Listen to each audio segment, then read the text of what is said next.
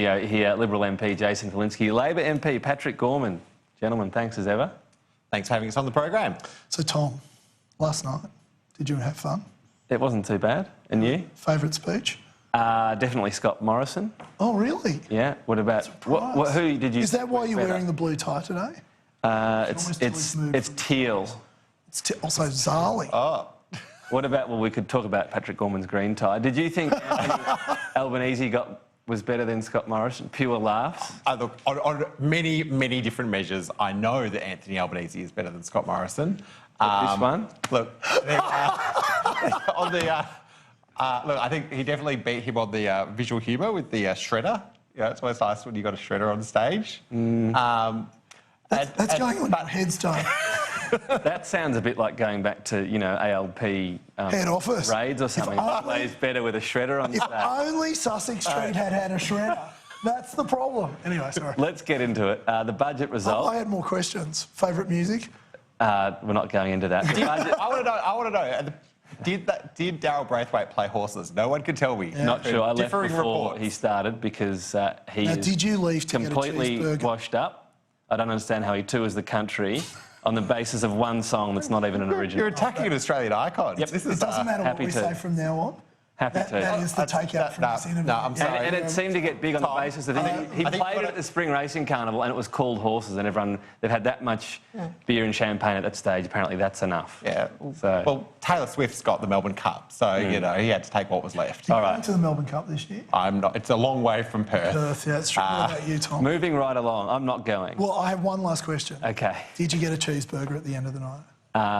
No, but I had one beforehand because they were $1 yesterday. So on the way there, the cheeseburger was for Annalise, not for you, obviously. For Elise, you mean? Elise, sorry. Yes. Yeah. Don't confuse that. Well, it was loud. All right. Can we go? Can we move on now? Are we done?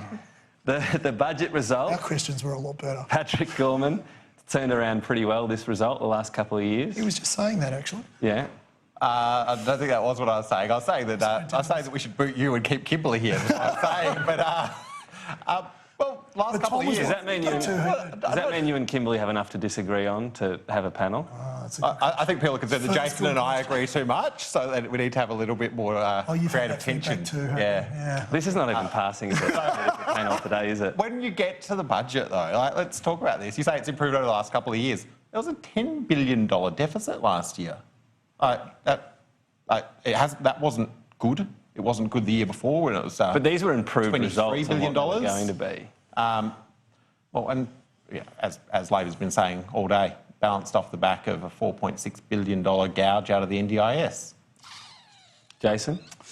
Well, look, you're right, Tom. The budget has been improving for quite a period of time. We were left with a $52 billion budget deficit, which was Labor's last budget. And $40 billion budget deficits were like such great economic reform. And we had $10 billion last year. This is effectively a $10 billion deficit. $10 billion deficit. And this year's effectively a balanced budget. The big drivers of that have, though, been the pro-economic opportunity policies of the government, which has led to an extra $11.5 billion in revenue. And, of course, as more people are getting employed, you have the impact of less people having that's true, job creation welfare. So the turnaround there is about 17. The NDIS aspect, though, this undeniably is a slower rollout than planned. There was a staff cap put on in 2014. And talking to anyone with experience of this, it's not working that well yet. There's an aim to change it and more money tipped in last year. But you've been running this thing for 6 years. You've got to take some responsibility for that, surely. Well, what should we take? Well, the 300,000 should have been rolled out better and you shouldn't have saved so much money from it. I don't know about that. I mean, quite seriously, this is a really difficult area of public policy because you are rolling out a market with very specific group of consumers who are vulnerable in the way that they would have that rolled out. It needs to be rolled out in, if there's market failure in, the car, you take it back and you get it fixed. If there's market failure in the NDIS market, someone doesn't get care for 2 or 3 days. And that obviously has serious consequences. So it is better that it is rolled out sensibly, properly and thoroughly. But this wasn't planned to be rolled out with this many fewer people. This wasn't a plan. That's not true. That's not true. There are 300,000 people are now being looked after on NDIS, 111,000 in the last 12 months. It's a demand-driven. But it's going slower than it was meant to. They never said, let's miss this target by this many. No one's missing any target, Tom. As you know, this is an uncapped program. So as many people who need to access... So next year, the original target was 475,000. You'll get to that, will you? We may not. It depends what the demand for the program is. And if you don't, that will be a missed target?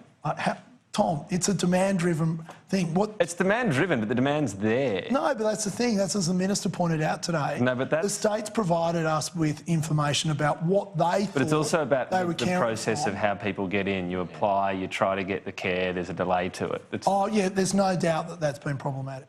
Yeah, there's no one is denying that a program as difficult and nuanced and bespoke as this program has been... You wanted to talk about the US trip, Scott Morrison. I do want to talk about Scott Morrison's US trip, but let's just say the government could today put more staff into the National Disability Insurance Agency so that more people can get access to those packages. I get those complaints into my office all the time. People who are saying we are not getting anywhere. We saw an example in Question Time today of a family who are waiting for a wheelchair for their son.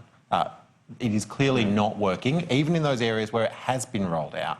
And so the government does need to accept that when you see that $4.6 billion figure in the final budget outcome, something has happened that they could have chosen. Like this isn't a surprise today because the money's... No, and look, they did change. They did seem to change and have more focus at the last budget. So look, I guess we'll see. I remember the infographics of that last budget where it said back in black. Back on track. And, I forget that part. Yeah, that was this financial year, though. They were never saying last financial year. But it's not quite there. Look, I just don't. Are you saying they're going to miss the surplus this financial year? I'm not saying they're going to miss the surplus this financial year. I'm just saying. But that was the back in black, right? I know, but they've been sort of, and I've seen it in Parliament all this week, sort of slapping themselves on the back, saying what a great job we're doing, the outcome hasn't actually been delivered yet, and people expect. I don't think that. I mean, we are very cognizant of the fact that we live in troubling times and that we need to be delivering the best possible outcome we can across the board to make sure that we get there and that we're firing on all sides. There was some backslapping, also some laughing when Jason Falinski stood up a bit early for his question. You wanted to talk about I was just trying to stop the crossbench. You wanted to talk about Scott Morrison's US trip. What have you got to say about this? Wishing him well, I'm assuming? That's him getting me back for the cheeseburger. Of course, you want, when the Prime Minister's representing the entire country abroad, you want them to do well. I'm concerned that he's sort of going without an agenda. He's just going to have a nice dinner and hang out with a bunch of his mates. How do you know about his agenda? Well, what is it? Well, he's not going to announce it before he goes necessarily. No, it's quite common that Prime Ministers would do a press conference before they leave for a big overseas trip to say, here's what I'm going to do, here's what Australia's interests are that I'm going to prosecute. I don't know what that is. I know that he's not going to the UN Climate Summit. In fact, I think he's been kind of politely suggested that he not go, which probably means that you were right when we were talking about it last week, that he wasn't invited or he wasn't welcome because he wasn't doing enough. But it's a bit weird, isn't it? Because you've got countries, including Australia, that can't even talk there, and yet India and China are saying, well, come on, developed countries do more. I mean, China's and they represent a bit cheeky putting itself in the, we're just a developing country, aren't they? Yeah. Well, of course, every country will seek to put forward their case in these forums in a way that advantages their particular economy. I agree with that. And that's the nature of these forums. But on a per capita basis, we should be honest and say that our emissions are high. Yep. When you look at sort of where China sits compared to us, we do have a greater per capita emissions. Yeah, but their impact's undeniable. They can both be true, I guess. The Trump visit.